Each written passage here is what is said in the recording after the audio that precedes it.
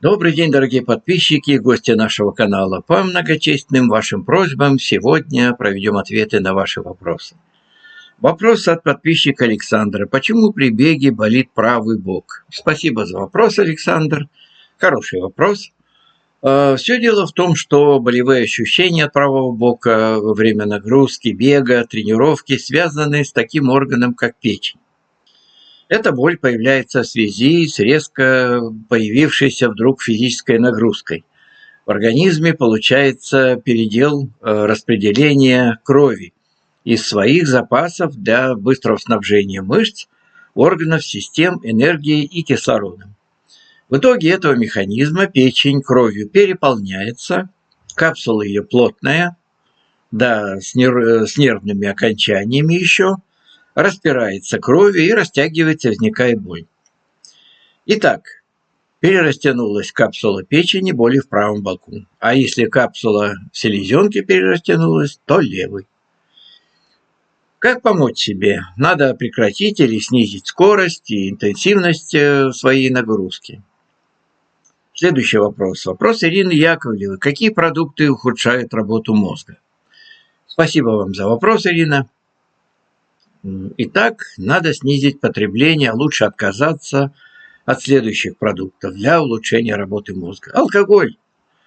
Алкоголь резко спазмирует сосуды крови, поэтому красные кровяные тельца или эритроциты в них превращаются в тромбы, которые резко снижают поступление кислорода в мозг, а если нет воздуха, соответственно, то клеточки мозга начинают задыхаться и умирать. Сладкое.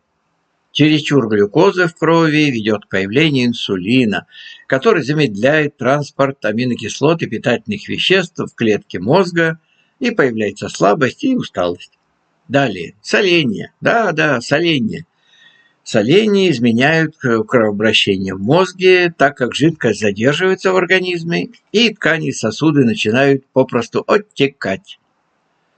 Следующий вопрос Ирина Федоровна нам задает. Я слышала, что хвоя очень полезна. Расскажите, в чем ее польза? Надо сказать, что древние времена, римляне и так далее, хвойные лапы брали с собой. А моряки, уходя в дальнее плавание, брали с собой хвойные лапы. Казалось бы, зачем? Прогулка по хвойному лесу очень полезна для нашей системы дыхания. Кроме чудесного аромата, хвоя обладает большим числом полезных свойств, особенно для зрения. В иголках сосны и хвои, ели, например, имеются витамины группы В, В1, В2, В3, В6, H, Е, К, П, ПП, ну и так далее. Алюминий, железо, каротин, кобальт, марганец, медь, фитонциды, эфирные масла и еще много-много чего. И вот вам рецепт отвара из хвои для зрения. Отвар улучшает остроту зрения, в частности, укрепляет глазные мышцы. 5 столовых ложек измельченных иголок любой хвои зальем 2 стаканами кипятка, оставим на ночь, процедим и пьем по 1 столовой ложке 4 раза в день после еды. Будьте здоровы.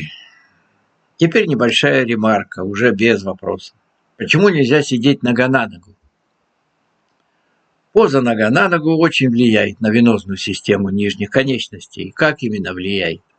Повышается риск возникновения варикоза. Все статические нагрузки, работа за компьютером или на ногах, плохо отражаются на венозной системе нижних конечностей. Уменьшается и стирается междисковое пространство. Сидение нога на ногу, скорее всего, может привести к болям в нижней части спины, которое появится из-за перенапряжения мышц. Любые изменения или отклонения от природной осанки для позвоночника неприемлемы и нехороши. Для женщин в этой нефизиологической позе идет, как называемое, пережимание промежности, и легко появляются проблемы гинекологии. Однако не стоит улыбаться и мужчинам. Привычка сидеть нога на ногу ведет к нарушению репродуктивной системы, плохо отражается на состоянии простаты. Будьте осторожны, берегите себя. На сегодня все. Оставайтесь с нами. Все будет хорошо. Вот увидите.